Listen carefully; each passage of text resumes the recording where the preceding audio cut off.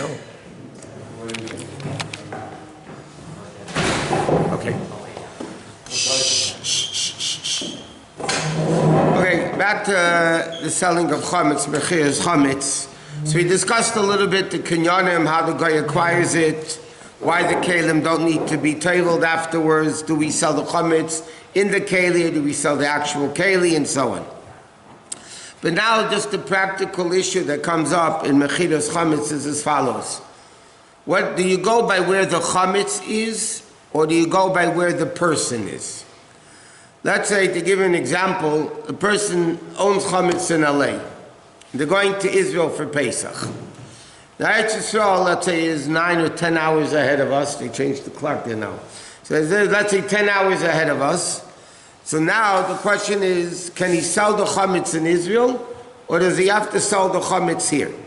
I mean, does he have to sell in Israel, or is he allowed to sell the chametz here? What's the difference? The problem is like this. The chametz is here. Chametz is in LA. The problem is, over there, we learned already that you have to sell the chametz when you're still allowed to benefit from the chametz. Once you're not allowed to benefit from the chametz, you can't sell the chametz anymore. So now the question is like this. The guy's in Israel, his chametz is here. There are 10 hours. So by the time the rabbi sells the chametz here in LA, for him, it's already past his man. It's already the night of Pesach already. It's 10 hours ahead. So is he allowed to sell the chametz here, or must he sell the chametz in Eretz Yisrael? Or you have a similar issue the opposite way. What happens, somebody's coming from Israel to LA. So then the issue is in the opposite.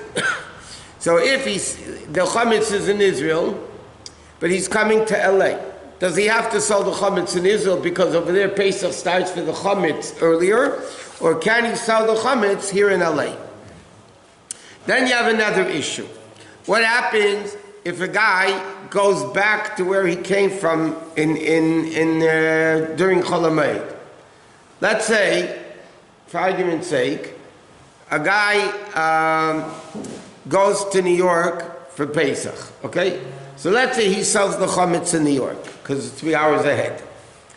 Then he comes back to LA for the last days.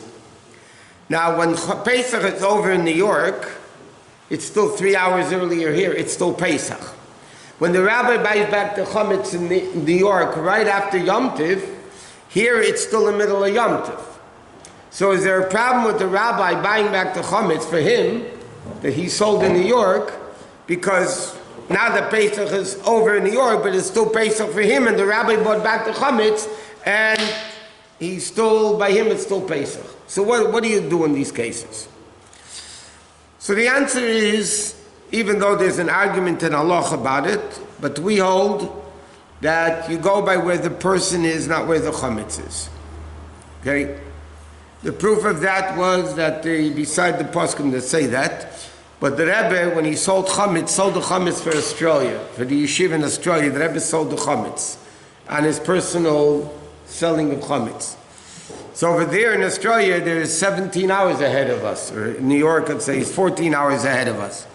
So then the question is, how can the Rebbe sell the chametz for Australia when here in America, when the Rav sells the chametz to the guy, it's already Yom Tov in Australia. So from here you see, you go by where the owner of the chametz is. The Rebbe owned the chametz, you go by where he is. Now, therefore, if a guy goes to, let's say, to New York or to Israel for Pesach, or out east, so then, al pi din, they have to sell the chametz where they're going, in Israel or in New York. They can't sell the chametz here. Now, what a lot of rabbis do, and I started doing that the last few years, we make another mechira a day earlier. For people going to Israel, so actually sell chametz with the guy a day earlier for those people going to Israel. So then when I sell chametz a day earlier, so then in Israel it's not Yom Tov yet, so there's no problem. I'm selling the chametz for them. But a guy that doesn't do that, the guy that's going to Israel or a guy that's going to New York, they have to sell the chametz in the place they're going to, if over there Pesach starts earlier. A guy that comes from New York to here can sell his chametz here. Okay? The problem is if he goes back to New York, because the rabbi here doesn't buy back the chametz until 3 hours earlier than New York, so if he goes back to New York, he can't use his chametz for 3 hours. Because here the rabbi didn't buy back his chametz yet. So if the rabbi didn't buy back his chametz, it's not his yet to use. He has to wait 3 hours in New York until after Pesach to be able to use the chametz. But what happens, we said the case, what happens if the rabbi buys back the chametz already, but you're in LA? Let's say you live in New York, you sold your chametz in New York, you're coming to LA for Pesach. Okay, so now you're 3 hours earlier. So when Pesach is over, the rabbi in New York bought back your chametz already. But you're still in the middle of Yom Tov, you have 3 hours to go. So how does that, is that a problem or not? So the halacha is not a problem. Why isn't it a problem? You don't have to acquire something you don't want to acquire. Again, the rabbi is my agent to sell my chametz and to buy it back. When the rabbi buys back my chametz, I'm just not, by me it's still Pesach. I'm not intending to acquire the chametz that the rabbi bought back from the non-Jew. So therefore, if I'm not, I don't want to acquire the chametz. It's not mine. It's still the rabbi's, and I didn't acquire it yet. So that's how it works. But the main thing is, if somebody goes out east or in the time zone which is ahead of us, they have to sell the chametz in the time zone they're going to. Otherwise, unless you sell it a day earlier. So the kinyan of your agent doesn't consider as your own? Not if you don't want to buy it back. Not if you don't want to acquire. Somebody can't force you to acquire something you don't want to. So it's really not a problem. Now, one more thing is interesting. There's a Chabad.org sells people's chametz all around the world. Okay? It's an international thing. So the guy that's in charge of chametz selling for the Chabad.org, it's a friend of mine in St. Louis. So what he does is, he goes to the different time zones. Let's say he calls me up. Every year he calls me up. And he says, okay, all the Chabad.org people that are in the West Coast, that sell through Chabad.org, I'm selling it through you. He goes to the guys in New York, Europe, it's universal, it's around the world. So it's international. So he makes up with all the guys, I would sell the chametz for Chabad.org for the people on the West Coast. The guys in Chicago would sell for the people in the Midwest. The guys in New York would sell for the people, the guys in Europe or Israel or whatever would sell the chametz for those people. What? If someone sold it here, their chametz, and they went to New York for the second days, can they purchase chametz at the end of Pesach? After Pesach, they can purchase chametz. Why not? Before the 3 hours, even if they can't.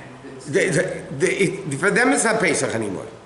I understand, but it's... So what they come on and buy new chametz, they could buy new chametz. Isn't all the chametz that they own still under the shtar of... Yeah, but they're buying new chametz. And so the new chametz is not under the shtar. It never was. Never was. We said if a storekeeper sells his chametz, yeah, and then middle of Pesach buys new chametz, right? We convinced him to sell the chametz, and now in the middle of Pesach he buys new chametz. That chametz is not part of the document. That chametz you can't buy after Pesach because it was never sold. But this he wants to buy new chametz. In fact, I'll tell you where you have a problem. Where in Israel there's one day Yom Tov, and then we have 2 days, right? So if the last day of Pesach is Friday, okay? So the last day is Friday, so then in Israel they automatically can't eat chametz for another day, because they can't buy back chametz on Shabbos, right? So they have to sell it for an additional day, even though by then Friday night Pesach is over. It's a regular Shabbos, no Yom Tov, no nothing. It's Shabbos. They're going to get ahead a week of us with a parsha and Pirkei Avos and the whole thing. So now, technically, what can they do with chametz? The Rav can buy back the chametz on Shabbos. So technically, the guy still owns the chametz on Shabbos, even though it's not Pesach anymore.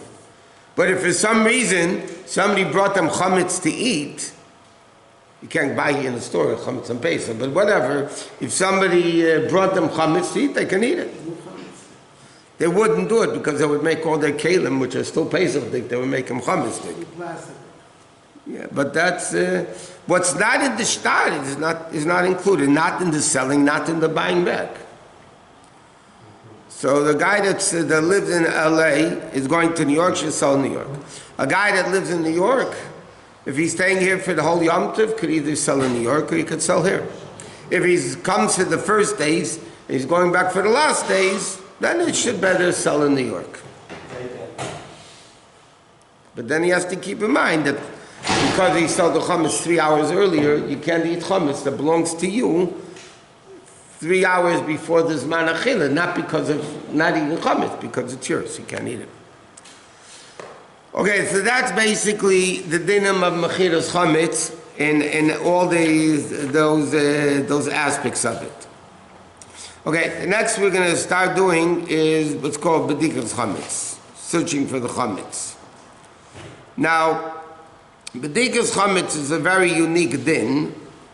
Why is Bedikat chametz a unique din? Because l'cha'eram, you're not allowed, what? Hello? What?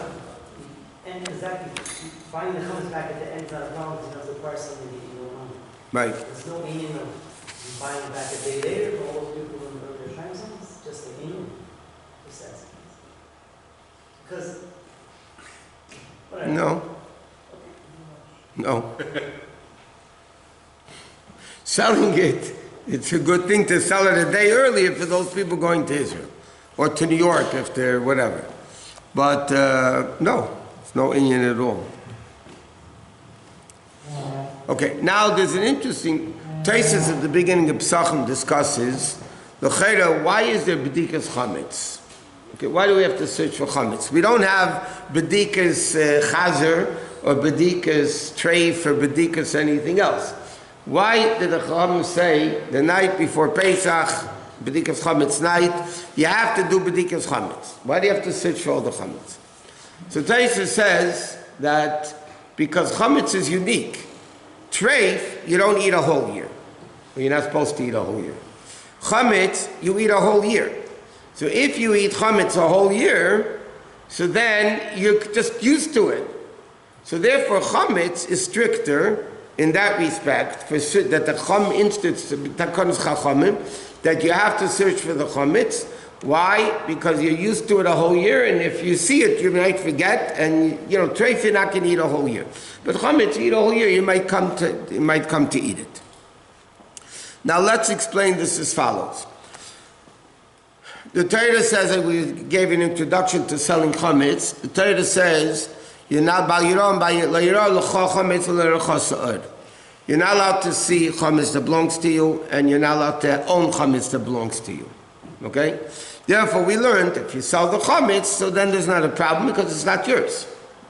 As long as you sell it when it's still yours, in the early, not the Erev Pesach after midday, so then you're able to sell the chametz, so it's not yours. Now, Minat Torah, bitul chametz is enough. Because the Torah says like this, you can't own chametz. But what happens if I make what's called bitul chametz? Bitul chametz means I nullify the chametz. It's not mine. So if it's not mine, I just make it hefker, or bitul chametz, we'll discuss later, not today, the difference between bitul and hefker. So the fact that I make it ownerless, so it's not mine. If it's not mine, that biblically would be enough. The problem with that is that if I do that, I might have a very expensive bottle of whiskey. That's a few $100s. And even though I'm thinking in my heart, I want to be mevatel, but really I don't want to be mevatel it. Because I don't want to make a hefker that anybody can come and... Bittul means whoever wants can come and take it without any problem. I mean, I'm not necessarily going to mean it so much. So therefore, the Chachamim also instituted the concept of Bedikas chametz. Like the Gemara says, Shem Yimsek Luski Yofi, you might find a very expensive bottle, and he didn't have kavanah to do bittul. So therefore, the Chachamim said, you have to do Bedikas chametz. You have to search all the rooms in your house where you bring chametz into, and make sure there's no chametz there. While we're still connected to mechiras chametz, there's a very interesting... So when you do Bedikas chametz, you do Bedikas chametz the night before Erev Pesach. So there's a big machlekes in halacha. do you have to do Bedikas Chametz in those rooms that you're closing up and selling to the guy the next day?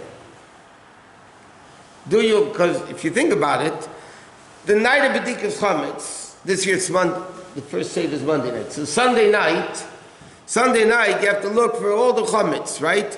It's a chiyuv midrabanan. Wherever there's Chametz, you have to go search for it. So the next day, Monday morning, I'm selling the Chametz. So Sunday night, all those places that I'm selling away with the guy still belong to me. So if they belong to me, the question is, why don't I have to do Bedikas Chametz in there? And there's Taka Poskim, the Mekar Chaim, the Chayodam, a lot of Poskim say that, even the rooms you're going to sell, because Bedikas Chametz is the night before, you have an obligation to do Bedikas Chametz in those rooms. The Tzemach Tzedek holds, not only a lot of, but the Tzemach, as far as we're concerned, Tzemach Tzedek says that you don't have to do Bedikas Chametz in those rooms. You only have to do Bedikas Chametz in the room. The takon of the Chachamim was those rooms that you're going to be having Chametz on Pesach. So those rooms you have to search. But these rooms you're not having for Pesach. You're selling it for the next day. So therefore you don't need to do Bedikas Chametz in this room. And it's very interesting, there was one of the great Chassidim of the Alter Rebbe, became later a son-in-law of the Alter Rebbe, but his name was Zivrin Nechemia, Nechemia Dubrovna, he was a big Chabad Chassid. In the Alter Rebbe's times, he was a Chassid of the Alter Rebbe and a colleague of the Tzemach Tzedek. He held, the Zivrin Nechemia held that you have to do Bedikas Chametz in those rooms. And Tzemach Tzedek says you don't have to. And there's a whole tshuvas back and forth written between them of doing it and not doing it. What? But you're obviously going to find chametz. Right. And you can't destroy that chametz. But you're right. The question, you're correct. The question is, they hold, you still have to search. It's full of chametz and what are you going to do with it? You sold it to somebody else. But you're not selling it until tomorrow. I see. Okay. That's the whole part. The part is, but the question is, in a practical way, how are you going to do Bedikas Chametz? What are you going to do with the chametz you find?